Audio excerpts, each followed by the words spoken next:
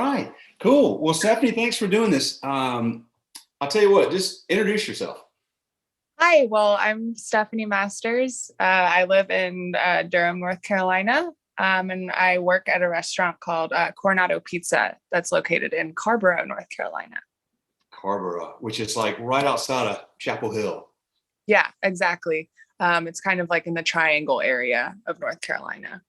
Well, hi. How long have you been at Coronato? So I've been working at Coronato for a little over 2 years. I was there.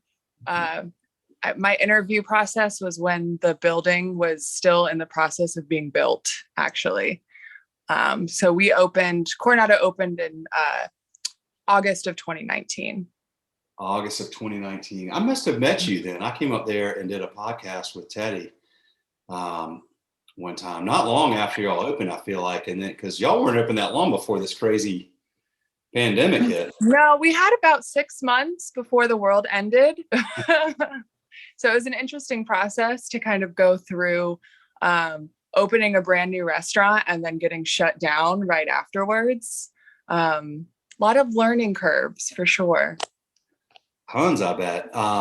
Well, selling, when you guys make extraordinarily phenomenal pizza, I Yeah. had some, it was incredible. So serving pizza during the pandemic certainly wasn't a bad thing, but you're not really a restaurant that was designed for takeout and delivery, I guess, or were y'all? Were y'all doing a lot of that already?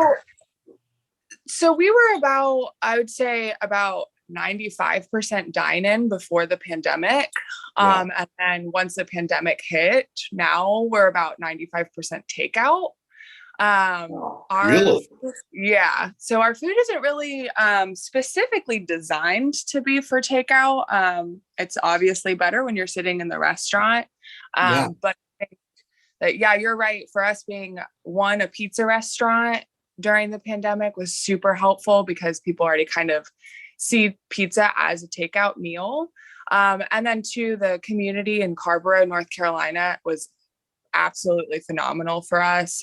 They just kept coming back. We've found so many different regulars that really kept the doors open. So Yeah. What do you say to those folks in your town in Carrboro what do you guys say to them? I mean, they must, they dealt with like all this stuff themselves. I'm sure they had longer waits and stuff. And people seem to be tipping well. I felt like it showed so much, like, there's been so many negative things with this pandemic, but like, I felt like particularly with restaurants, people kind of everywhere, number one, they really tried to support their locally owned restaurants, independent restaurants like y'all. And number two, I felt like actually three things. They were more patient than normal because they kind of understood. I mean, this is not everybody, but most people, they understood staffing's hard and there's just a lot of stuff going on. So yeah, gotta be a little more patient. I also felt like, and I'm curious your thoughts, it seemed like people were tipping pretty darn well, at least for the last year and a half. Is that all fairly, I mean, was that your experience? yeah, for sure. That was my experience with it. There's definitely, obviously, in the very beginning of the pandemic, we were incredibly slow because people were, afraid to leave their houses. But once people felt a little bit more comfortable getting out, yeah, definitely that push to support local restaurants was like huge for us, especially because Teddy, the owner, does live in Carrboro himself. He has children that go to school in Carrboro. So he was already kind of a part of that community. That was helpful. But yeah, people were super patient with us. The tipping process was absolutely incredible. The staff still was being able to pay their bills, even if we were a little bit slower because people were being so generous with that. But I think one of the biggest things that was really helpful for us was just being able to change and being open to the fact that, we can't do business the way that we want to. So changing the way that we did takeout, it went through so many different processes of how we're going to do things. And in the very beginning, once we did start to get a little bit busier, it was a little bit of a mess, but every single day changing and doing little different tweaks to things, so that we can communicate to our guests, hey, it might take about an hour and a half for you to get the stuff, but keeping a smile on our faces and, doing anything that we can to make people feel the most comfortable in the situation was really the way that I think we kind of like went over that kind of difficult hump of time. Yeah. Yeah. Y'all, I have to say, I've been so truly impressed with restaurant people around the country. You're shut down out of your own control, just like told you couldn't even open your doors for a while, do anything. And then you could, but people didn't know what's going on. People are scared. Maybe they don't want to I remember it took us a while before my wife was comfortable getting any takeout, because you didn't know, and do we wipe down the pizza box? It was so but you all, dealt with that and dealt with so many different things, your own concerns and fears for your own safety and health. And here you are, congregating around a bunch of other people and just kind of, just barreled through it. And like you said, kept a smile. It's hard to keep a smile on your face and make other people feel comfortable and safe and happy when you're not maybe feeling those things yourself. But every experience I personally had and all these stories I hear seem to be just really cool stories from people that work in your community, man. I think y'all should be super proud of that. Well, thank you. I think that one of the, the biggest thing to remember for myself in particular, being in that front of house of things is, my job is hospitality. And at the end of the day, for me, hospitality is making people feel comfortable and making people feel good about the process that they're going through. And so this was like a supercharged challenge of hospitality, because, people weren't feeling comfortable in their own lives. So then to go out and do something,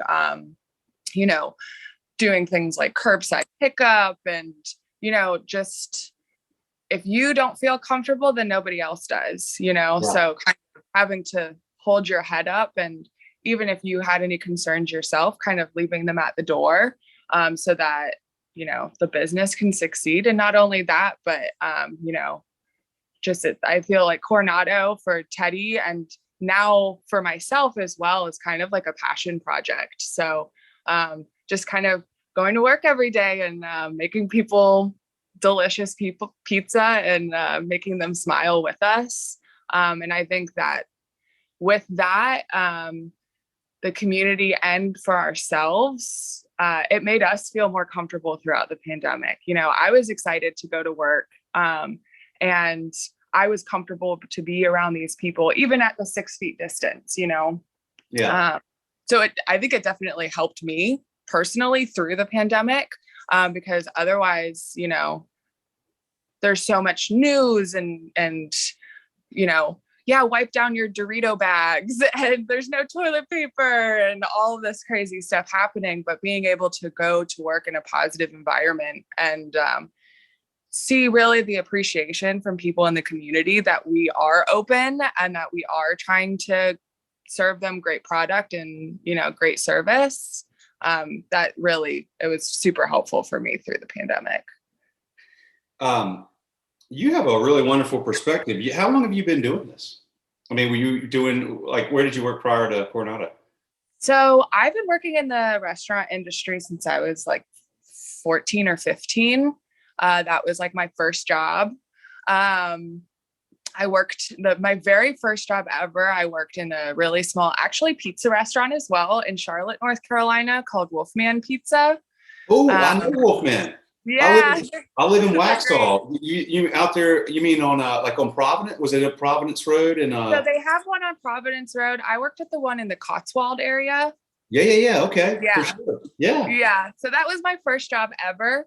And, I immediately kind of fell in love with it. Being a young person, it's really difficult to get out into the world and do things on your own and feel confident about that. But having a job in the restaurant industry, you kind of get a new perspective of just being out in the world. Yeah. And it gives you that confidence to be able to, walk into a store and ask a question and, understand those kinds of things. But for me, after that, I moved around a lot, and it became a job that I knew that I could get in any city. There's restaurants everywhere, and the turnover rate in restaurants is usually pretty high. Usually most restaurants are hiring all the time. Yeah.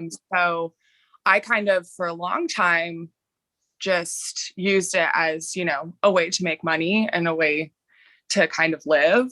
But since actually working at Coronato and having Teddy as kind of a mentor to me in the business, it's become something that it's like, oh yeah, I'm actually really passionate about this and I can make this a career in my life. So that's been a really cool kind of realization for me in the last couple of years. You have an owner's perspective, which is really cool. I mean, the way you talk about the business is like as if it's yours, and I think that's such an important quality to have. And it's rare to find folks like that, and so it's but folks like Teddy also attract people like that because he's a good dude. He's got a good heart. He's a good person. He cares about his community and his team. I mean, I gathered that from meeting him and spending some time with him. So, well, you've got, I guess, hopefully maybe like the tail end of this thing now. Who knows what's going to happen over the next couple of months? I mean, what do y'all think?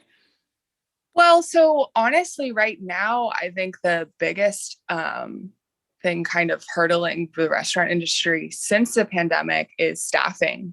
Yeah. It's been very difficult. Like, sure, the government says that we can open up our doors, but right now we're still doing curbside pickup and we have a couple of tables outside. We still haven't opened our doors since the pandemic started just because staffing, if we are going to open our doors, we want to be able to open our doors and feel confident that we're giving the type of service and food that people expect from us. And without the necessary staff, we can't do that. So I think that's kind of where I think we're at. And I think most other restaurants are at as well, just trying to figure out, is this the new normal for us? Like, is this kind of what it's going to be?